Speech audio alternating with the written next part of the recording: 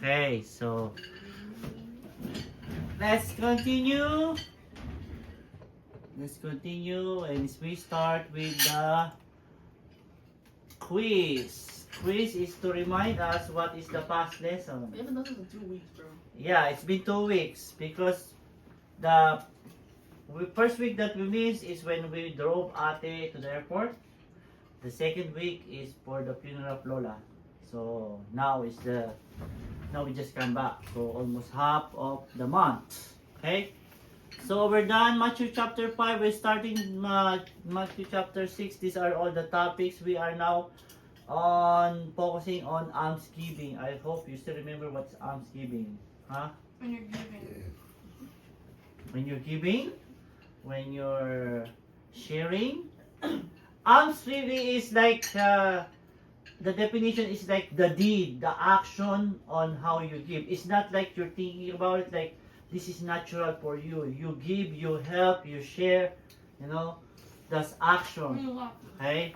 You don't think, where I gonna help this? Oh, where I gonna share this? This is the action. Like, okay, let's continue. Review. Okay, this is the verses that we are gonna focus. First, 4 verses. Which comes first? The last one. The last one? Beware of practicing piety before another person to be seen by them. Yeah. Let's see. Oh no. Yeah. Next, 6 verse 2. What's next? I think number 2.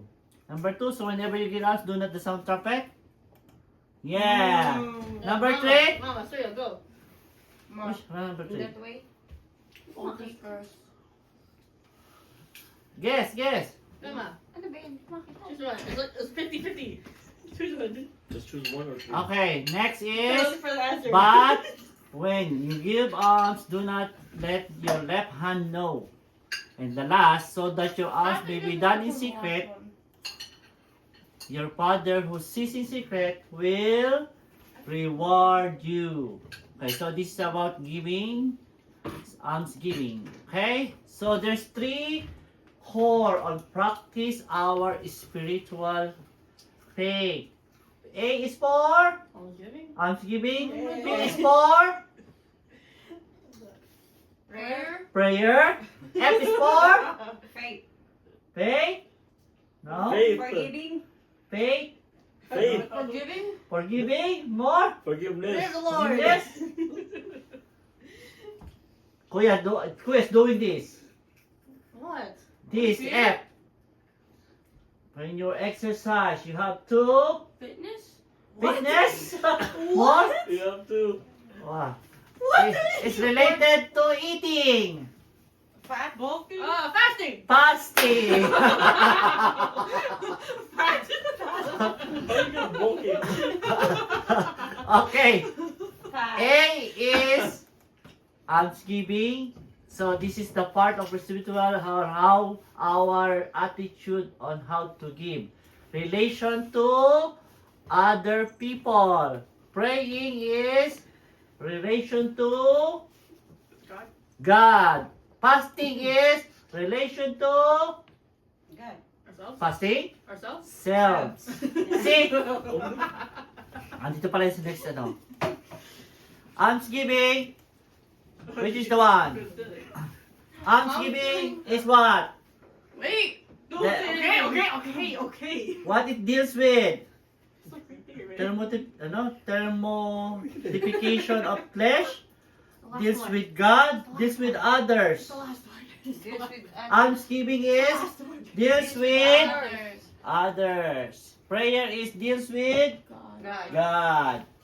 Fasting it deals with Self. self or flesh. Flesh is what we want to do and we are addicted to. Fuck. Oh, focus. Get your kid. Why did Jesus said beware or take heed? Our warning. Why is Jesus said beware or take heed? It's a warning. Why is he give us a warning? Oh. Why is he give us a warning? I don't know. Be careful. No, why? Yeah. Why? Yeah, why? Go. To be safe. Because we're not aware of what we're doing. Yeah? Or because people are tend to do this. Everybody's doing this. If you not take note, you too will do it. Influence. Like this is a serious thing. What is hypocrite? After.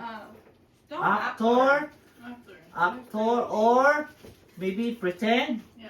After. Alright, pretend, actor. After. Okay? Faker. You're fake.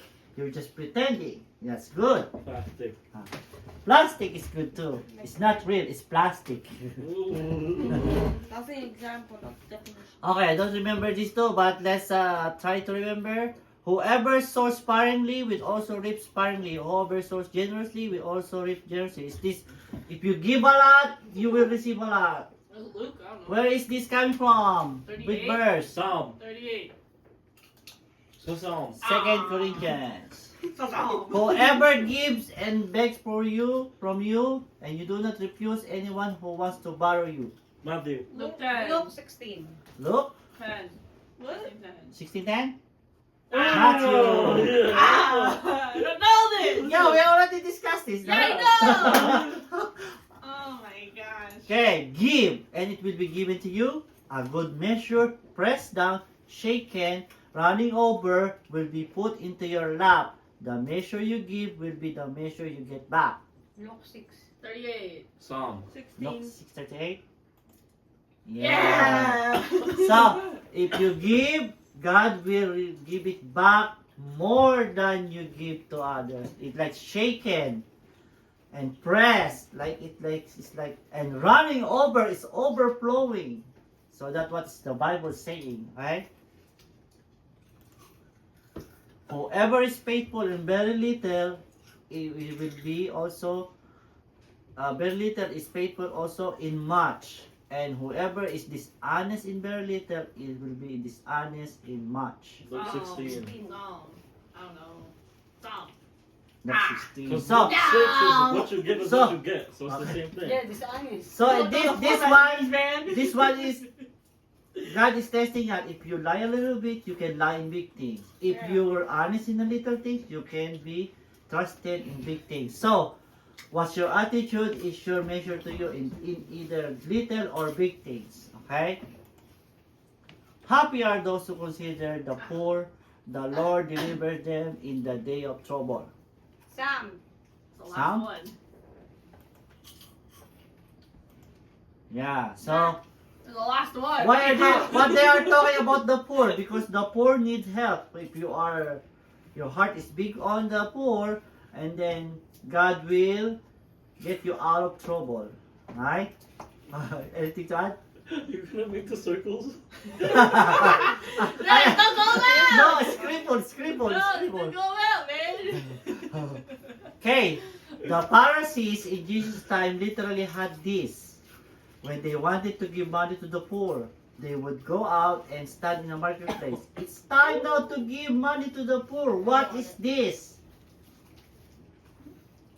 What is this thing they have? When they wanted to give money, they have this. What are they doing with this? Food. We I'm already giving. discussed this. Little time! Huh? Little time? Okay. What else? Guess. Food. Food? Water. They get. Help! It's now time to give money to the poor, so they're gonna I'm give. giving, I don't know. Okay. Donation. They have the little Spirit? What?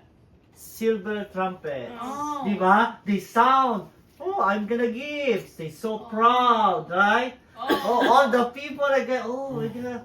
So that's I the. thought it meant sil- like they have less of something. That's what I thought. And when they blow out the trumpet to the poor, they come in saying, You put like this much. and not only would the poor come, but everyone on the street would hear this trumpet. What are they saying, these people? What are the people saying when they sound the trumpet? What? Are people going to them or the Yeah, people people were going to them. What are they saying? I'm here. Huh? I'm here. No. I'm here. I'm present. Um, We're going to receive something. Okay? Because something is handing it money we're going to receive and they're happy. What? Almost said No. Instead of here. Here. This one.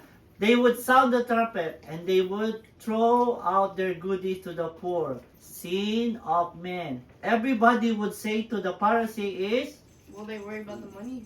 Wow, you're so good. oh It's a yeah, I think that's question. the, It's a question. wow. These are, they are so good, they are so nice, right? It's a question. Yeah, ma. Let's see. Question. There's a Pharisee. Isn't he a generous man? Same as what we're saying, right? So that means they announce, they are so proud, and they are being praised, and it feels good, right? It feels good when you get praised. Oh, you're a nice man. Oh, you give, you share, right? Okay. Next. What do you mean when we say we all have trumpets? We all have Money? goods, Have goods? like Currency? the things they receive. What else? That's it? Uh, We all have trumpets. What is the trumpet for Oh, the... way to call people?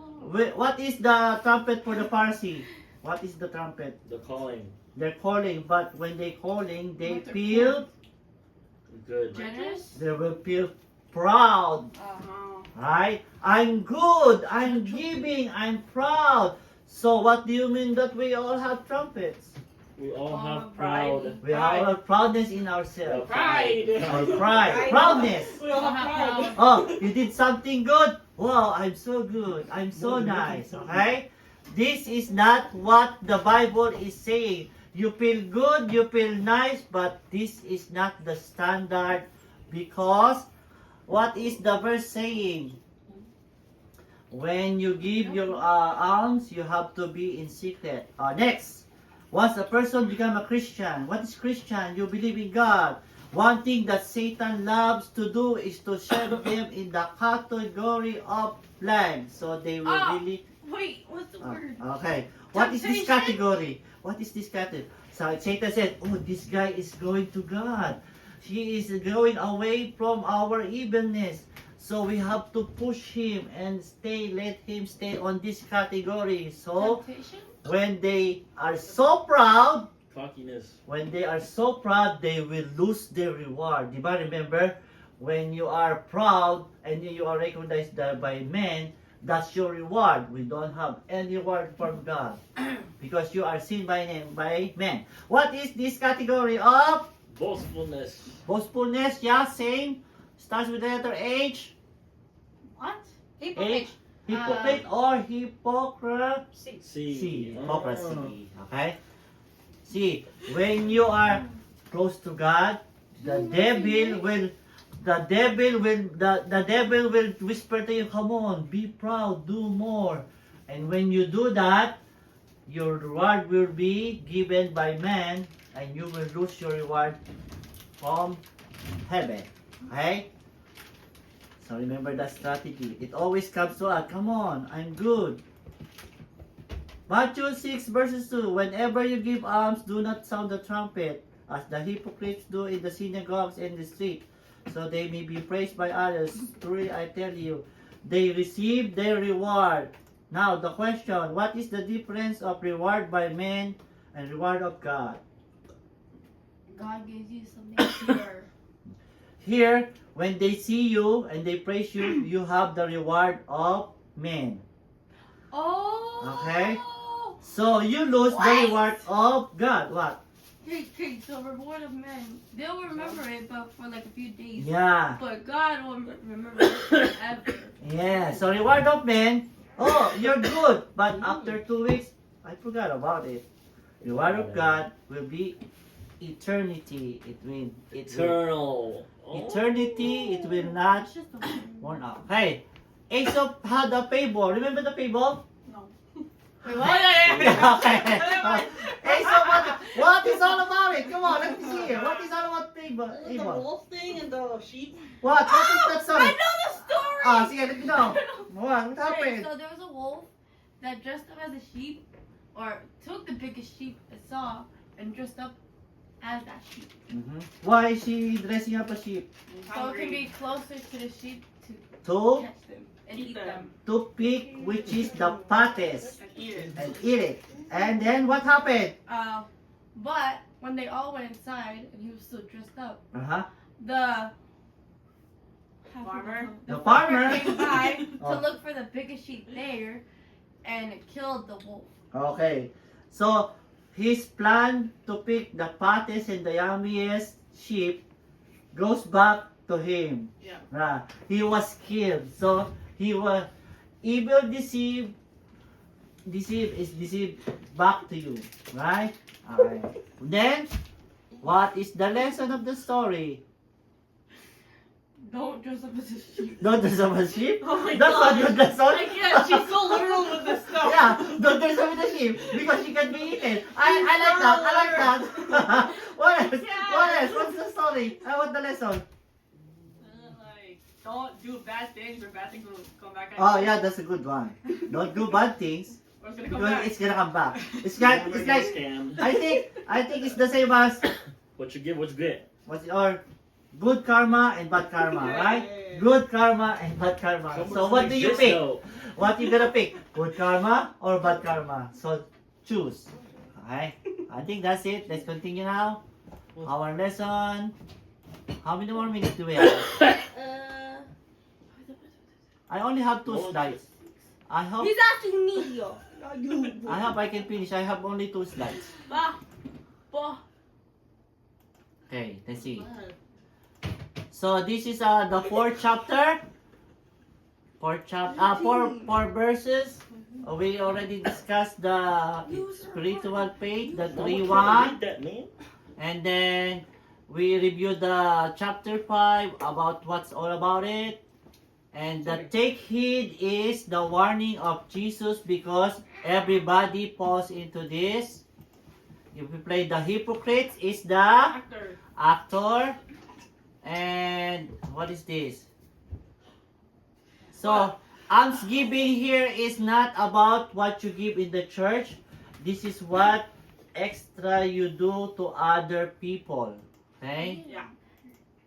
And then we discuss about the Pharisee in Jesus' time that they have trumpets, they give. And then also we discussed that once you are close to God, now you are being targeted by the devil, right? And this I give example. You see now in the social media, they are so proud of what they're doing. This is what example of reward of men. They want to see. I help, I volunteer, I posted in Instagram, I posted in the Facebook. So this is what are the people now. So they are saying, the devil is saying, good, stay on this. So you will lose your reward. Okay? And these are common now. Okay? And then, reward of man, reward of God. That's what Surya answer. Is good. This confusing. I compare the Matthew 5:14 and 6:1. Okay. Okay, and then we discuss this Aesop fable. This is what we read, right? About the sheep. Okay. So he got killed because the farmer thought he's the fattest sheep of all because Yes. he dressed up as a sheep. Yes. He is the fattest. Yeah. Literally the baddest. Yeah. Hey, don't be mean to baby. What? Okay. I'm not even a sheep. That's all. Okay, listen now. The first hypocrite or the actor in the Bible is Cain. Cain. What is Cain and Abel story? Do you know about that? Wasn't he like kill him or something? What is Cain and Abel Did story? Cain kill Abel? That's all I know. Yeah, Cain killed Abel. They are brothers. Why? Oh, si Cain. Yeah, Cain at Abel. Cain and Abel. Okay? So, Cain is good in farming. Abel is good in hunting. And then God said, offer to him blood as a symbol of the payment of your sin. So, but Cain want to offer his best harvest, but that's not what God requires. But he want to make changes on what God standard. So now he got jealous of his brother because God appreciate what Abel is offering, and what is jealousy brought? he killed his brother. So he's the first hypocrite. Okay? He pretend his offer is good, but that's what not God is want. So that is hypocrisy. Okay? He's the first hypocrite. Next. How about Absalom? Absalom was a hypocrite. Who is Absalom? Absalom? Absalom? Isn't he the Son of David. of Son of David. Why is he hypocrite? Why is he? I don't know. What's the story? What's the story? I don't know. David is the king. He is the son, the big man, the handsome man with long hair. What did he do? He wants to kill his dad. He want to kill his dad. He is say, "Oh, dad, I like you," but in the back, he's planning to Kill him. outthrone him or kill him. Right? So that's what it is. So there's hypocrites in the Bible. That's why we start studying it, because we don't want to be one. Oh my gosh, Right? I see next one. I see Judas. Oh. Judas. Simon Magus. What about Judas? Oh. Judas. Simon Magus is when the 12 apostles making miracles, he is one of the magician, like healer.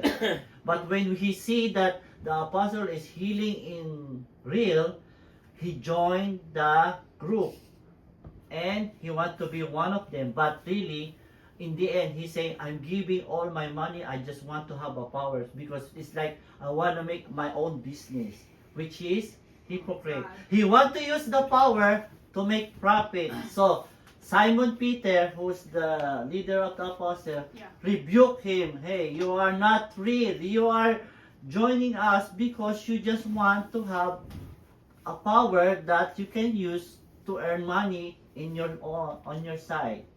So he is a hypocrite. He's in the Bible too, right? And there was Joab. Joab, I'm not much sure of this. He is a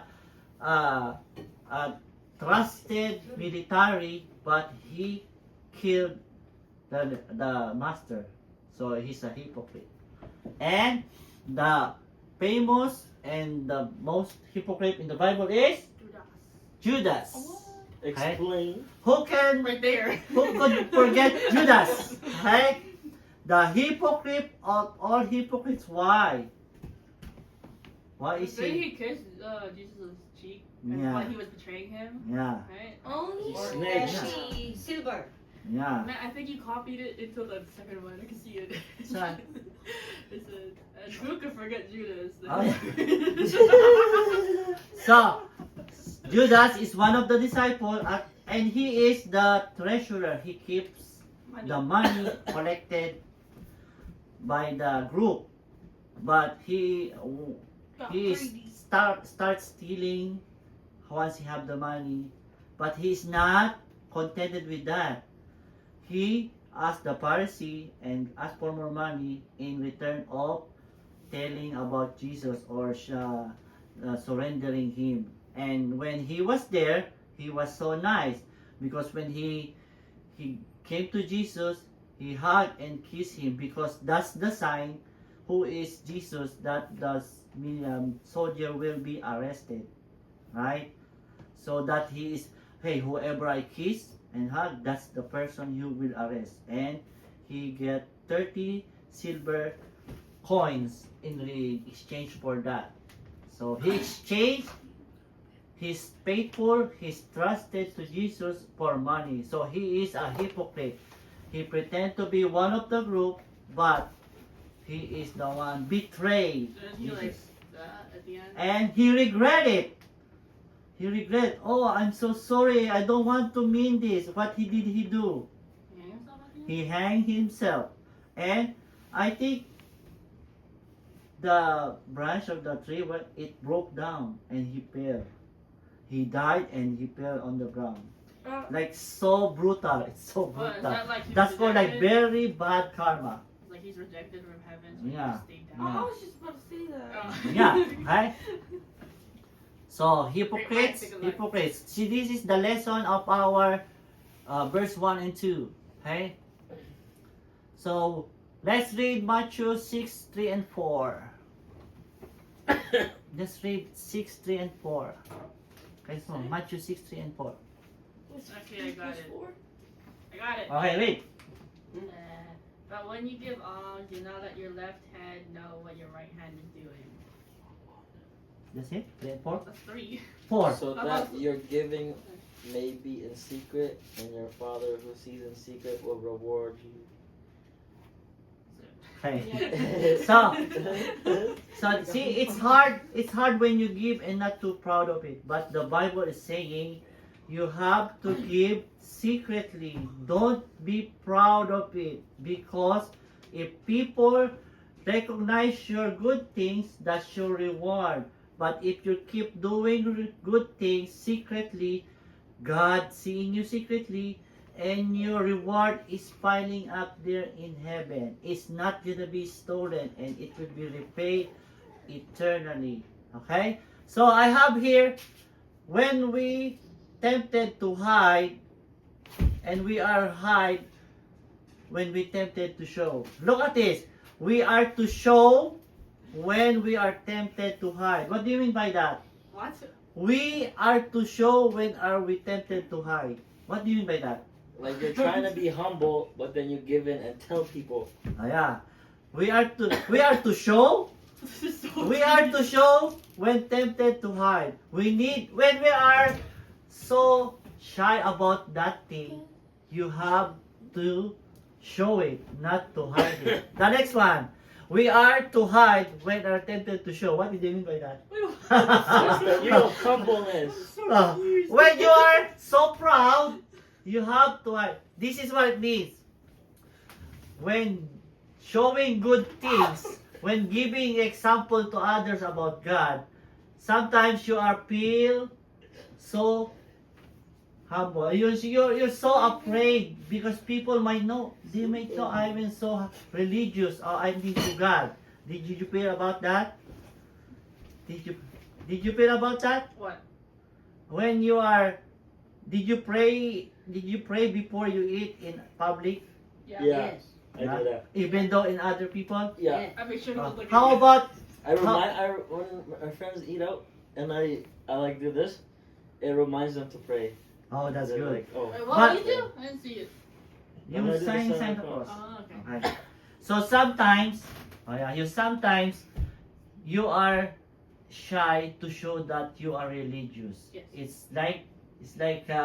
It's so embarrassing sometimes, right? No. That is what when you say, we have to show it when we are tempted to hide it. When are we religious, we tempted to hide. You have to be outstand. You show people, right? But here, we are to hide when tempted to show. When we are so proud that we are so good, then that's the time we should be hiding it. Did you get it? Okay. So in times that you want to show people that you are so religious, don't hide it, be proud. But if you are be proud of giving and helping, that's the time you have to hide it, because you're going to lose your reward. So, make sense? Like in social media, helping people with Yeah. video, Yeah. With Giving video, some they're so money. proud. and there's I'm good. I'm I'm giving videoing this. it. I'm helping it. Right? I don't think Yeah. it's embarrassing. No, it depends. It depends on your motive. If No, your motive because- is to promote goodness, then you're good. But if your motive is to make yourself be good to others, that is wrong. Okay? No, Okay. like for praying or for eating, I No. feel like it's more fear because Yeah. there's people who don't believe it and they Yeah. like hate it. Yeah, that's what it means. When you are tempted to hide, you have to show it. It's not like Don't shyness. get embarrassed. It's not Huh? shyness or embarrassment. It's It's, like- just like people don't believe. I know, but that's what is God. We have to be the salt and light. We have to be seen. We have to be the good example. So people who are lost may be, attracted to us. every time that I pray, my partner, I used to pray too. Oh, see? Okay, it's okay. See? It's like you're attracting them. Come on, this is not bad. But they lost it. Maybe you are the one to revive it for them. Okay? So you know that. You understand that now? Yeah. We are to show when you're tempted to hide, and we have to hide when you are tempted to show. Reading that hurts my head. I know. It hurts my I like that rhythm. Okay? So you show When you are feeling to show, hide it. When you're feeling to hide, show it. Okay? Okay. So remember that. That's good rhythm. Okay? English is not English. Okay. Little caution here. So we are talking about giving. Make sure the one in needs is really in need. What do you mean by that? You make sure it's need. Don't support healthy beggars. Read Thessalonians 3:10. Let's read. Last verse. She don't go read it. You're 2 not focused. Thessalonians 3:10. Let baby read it. She's not focused. So real focus. Yun ba di ko yun? He's bothering me. Oh, sige, read na. Hey, this is like one of the last time we get to see the student here. I'm bothering him. Di ba pinamark, we mark already that. 2 Thessalonians I 3:10. don't. We did not do that. No, it's in the bookmark. I didn't have put it. No, I didn't see that. Ma, did you got it? Second Thessalonians. Thessalonian. 1392. 3:10. What it says? This is wrote by Paul. It's the second Yeah. Thessalonians. Second. Read. Actually, no, I'll use the Bible. Dali, time is running. Time is done. Yeah, it's more longer now because I make you mark it so we just gonna read it. This is Corinthians. Gosh, You read the phone, anak. Yeah, Read you're the phone. slacking. What? You're supposed to be top student. Oh, Man, ano I'm na? top student. I Ah, talk let's- and I participate. Oh, let's listen. Chapter 3:10. Does it say up there? Yeah. For even when we are, whoa, hold on. Dali. For even when we were with you, we would give you this command: if anyone is not willing to work, let him not eat. When he's not willing to work, let him Not eat. not eat. It's in the Bible. We are giving God by our health and our strength to use it, not to be lazy and use it for others' weakness to give. So this is what it means. Make sure if you give alms and give it to really in need. That's why it says don't support healthy beggars. They can work, but it says in the Bible, those who don't work don't eat. But those who cannot work, then we help them, huh? If a man can work and doesn't work, he is worse. He can work, he doesn't work. What do you mean by that? It's lazy. Oh, that's not you. Worse than that, He looked at you. don't support somebody that who can. Huh? The gas. If he doesn't eat, if he doesn't work, he doesn't eat, right? You can support the poor by giving them work. You can support the poor by giving them some self-respect, by giving them something to do. Orphans, widows, disabled persons are the most people in need to support and help. But be careful. You make a distinction. Don't judge them and wastefully support healthy beggars because you are not helping them. You are pushing them to Supporting them? Be lazy. be lazy. Okay, they can work and you're supporting them. They say, oh, why I should not work? Why I should work? I can get anything from the nice people. So, it is this. Last word is this. God give us resources and we are responsible on where to put our resources, especially money. When we are helped, make sure that our help is for good or for benefits of those who are already in need, not just giving away of not knowing it. Because God give us the resources, we should be wise in spending them or giving them help. Okay, but the Bible said we need to help, so be wise in helping people. Okay? Any question? Okay, what if someone can work but they don't eat? Huh? What if someone does work but they don't eat? That's their That is choice. That's their choice. Okay? God give us our right to choose. So what you choose, you're responsible for it. Okay? Yeah. Okay. That's it. Yeah. Let's pray. Thank you.